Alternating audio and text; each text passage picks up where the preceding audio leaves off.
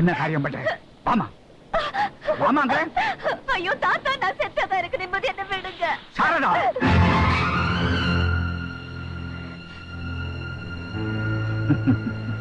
நீ வீட்டுல அடி எடுத்து வச்ச அன்னைக்கே நான் புரிஞ்சுக்கிட்டேன் நீ சாரதா. ஆனா பிரியான்னு நம்புற மாதிரி நடிச்சேன். ஏன் தெரியுமா?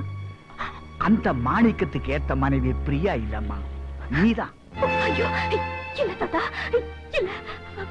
அந்த ஆசையிலயோ எண்ணத்திலயோ நான் இங்க வரல.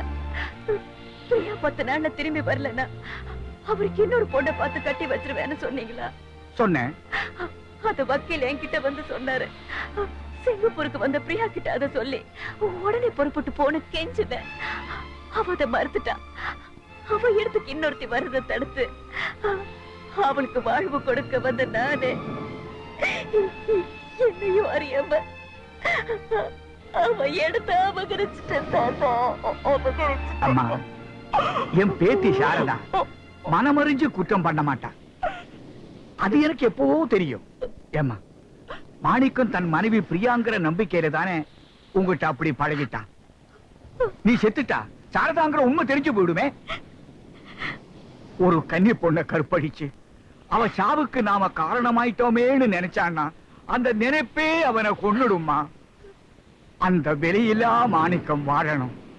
அதுக்காகத்தாமா அவன் சாவை தடுத்தேன். அவன் போயிட்டான்னா பிரியாவை யார்கிட்ட கொண்டு போய் ஒப்படைக்கிறது? நீ அவளுக்கு வாழ்வு கொடுக்க வந்தது சத்தியமா இருந்தா நீ வாழ்ந்துதான் தீரும்.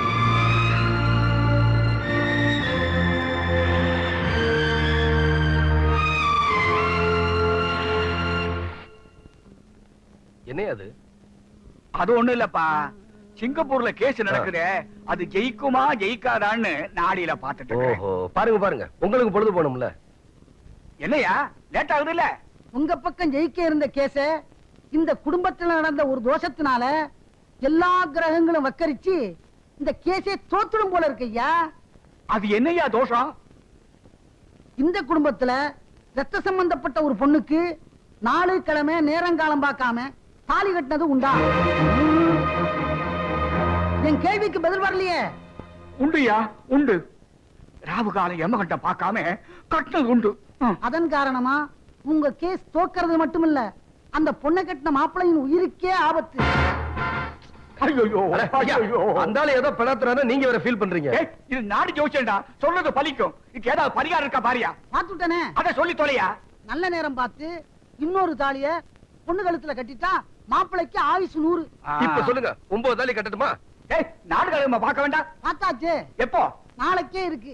அப்புறம் என்ன, கட்டிட்டா போச்சு.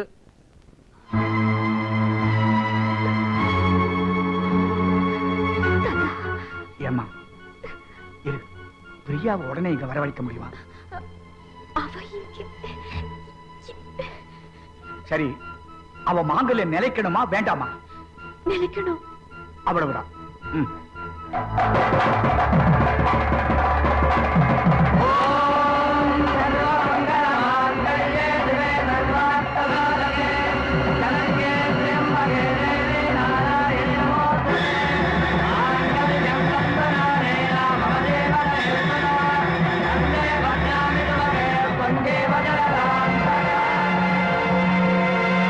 நான் சொன்னதெல்லாம் கரெக்ட் தானே? நீ எங்கயா சொன்ன? நான் சொன்னதானே நீ சொன்ன. ஆமா, அப்ப சொல்ற இல்லையா? அது உண்டு நிறையவே. இந்த மாதிரி ஜோலிக்கு இந்த சிட்டியில நான் ஒருத்தன் தான் இருக்கேன். நீ ஒருத்தனே போதும். தேவைப்பட்டா கூப்பிடுங்க. போயாங்க.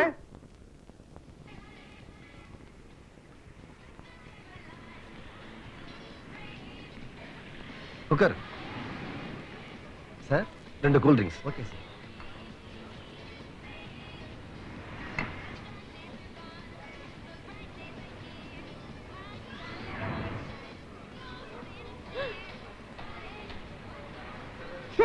திருட்டு கழுத, பிச்சைக்கார நாய, ஐஸ்கிரீம திருடியா திங்கிற?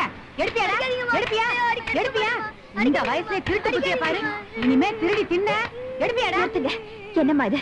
பசிக்கு சாப்பிட்ட பச்சை குழந்தை இப்படி அடிக்கிறியே, உன் குழந்தையா இருந்தா அடிப்பியா நீ? ஆஹா.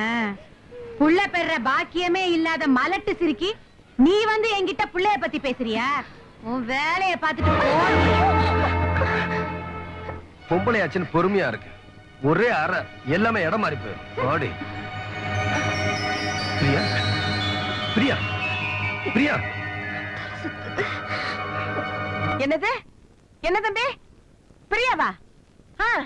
சரி சரி, நான் ஐயா கிட்ட ஐயா சொல்லிடுறேன். கிட்ட என்ன சொல்லணும்? பிரியாமாவுக்கு திடீர்னு உடம்பு சரியில்லாம போயிடுச்சான் ஐயா. நம்ம தம்பி நர்சிங் ஹோம்ல சேர்த்திருக்குதான். உங்களை உடனே அங்க வர சொல்லுது.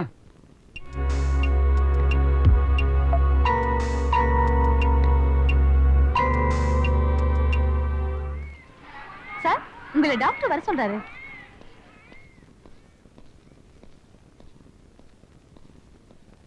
சார் கூப்பிட்டீங்களாமே? ஆமா. பிரியா இப்படி இருக்கா? பிரியா கர்ப்பமா இருக்கா ஐயா. சார் அது எப்படி நீங்க அன்னைக்கு? நிச்சயமா தான் ஐயா சொல்றேன். சார் அவ தாயாக முடியவே முடியாது நீங்க தானே சொன்னீங்க. அப்படி சொன்னமே இப்படி ஆயிடுச்சுன்னு தான் இவ்வளவு எக்ஸ்பர்ட் டாக்டர்ஸ் கூப்பிட்டு இவ்வளவு நேரம் டிஸ்கஸ் பண்ணோம். என்ன முடிவுக்கு வந்தோம் தெரியுமோ? எங்க ஹாஸ்பிடல்ல நாங்க கொடுத்த ஜட்மெண்ட் ஃபெயில் ஆனது இதான் முதல் தடவை. எனிஹோ நல்லது நடந்து போச்சு. கங்க்ராச்சுலேஷன்ஸ். Thank you sir, thank you. நீங்க போய் உங்க ஒய்ஃபை பாருங்க. பிரியா, பிரியா நீ அம்மாவாக போற, நான் அப்பாவாக போறேன். இப்பதான் டாக்டர் எனக்கு சொன்னாரு. நான் போய் தாத்தா கிட்ட இந்த விஷயத்தை சொல்லிட்டு வந்துறேன். என்ன?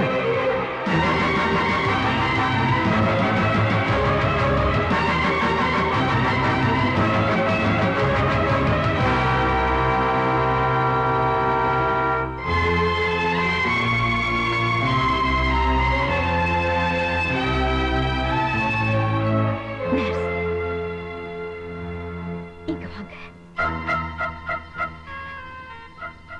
எனக்கு ஒரு உதவி பண்றீங்க? சொல்லுங்கம்மா.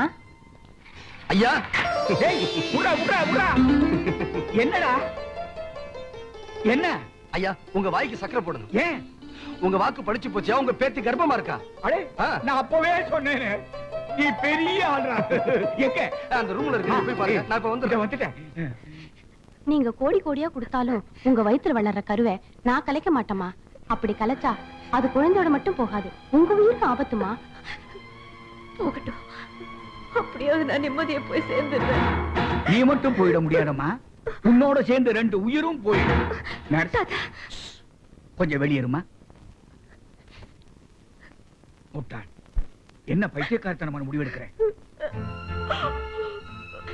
பிரியாவுக்கு வாழ்வு கொடுக்க வந்தவன அவளுக்கு இப்ப விபச்சாரிங்கிற பட்டத்தை வாங்கி கொடுத்துட்டேனே தாத்தா. என்ன உளற? தாத்தா, இதுவரைக்கும் அவர் என்ன பிரியானதான நம்பிக்கிட்டு இருக்காரு. ஆமா, முழுக்க முழுக்க நம்பிட்டு இருக்கான். குழந்தைய பெத்துக்கிட்டா தான் பிரியாவுக்கு சொத்து அப்படின்னு தானே நீங்க உயிர் எழுதி வச்சிருக்கீங்க. ஆமா, அப்படித்தான் எழுதி வச்சிருக்கிறேன். அவருக்கு குழந்தையே பிறக்காதுன்னு தானே டாக்டரோட ரிப்போர்ட். அப்படிதான் சொல்லிக்கிறாங்க. இந்த விஷயம் உங்க 2 பேருக்கும் தெரியுமல்ல? நல்லாவே தெரியும். இப்ப யோசிச்சு பாருங்க தாத்தா, சொத்துக்காக பிரியா குறுக்கு வழியில போய் குழந்தைய பெத்துக்கிட்டான்னு தானே அவர் நினைப்பாரு. அதுக்கப்புறம் அவன் முகத்துல அவர் மொழிப்பாரா? ஆனா பைத்தியக்காரி, இத பாரு, அவனுக்கு இந்த டாக்டர் ரிப்போர்ட் அத பத்தி எல்லாம் கவலை இல்ல. நான் அன்னைக்கு சொன்னேன், நீ ஆம்பளை சிங்கம், உன்னால குழந்தைய பெத்துக்க முடியும்னு. அந்த வார்த்தை பறிச்சு போச்சு ஐயான்னு என்ன கட்டி பிடிச்சு முத்தம் கொடுத்துட்டு போறான். சாரதா, நீ இங்க இருந்து ஒரு குழந்தைய பெத்து கொடுத்து குறை பிரியாவுடைய உள்ளத்துலதான், மாணிக்கத்தோட உடம்புல இல்லைன்னு நீ அவளுக்கு புரிய வைக்கணுமா? ஹலோ, நான் தாமோதரன் பேசுறேன். யாரு, வக்கீலா? என்ன விஷயம்? அப்படியா? தேங்க்யூ. நான் மாத்திரமா? யோ, மாப்பிள்ளை பேத்தி எல்லாத்தையும் கூட்டிட்டு உடனே புறப்பட்டு வந்துடுறேன். ஐயா, நீ ஏர்போர்ட்டுக்கு வந்துரு. கட் பண்ணிக்கோ.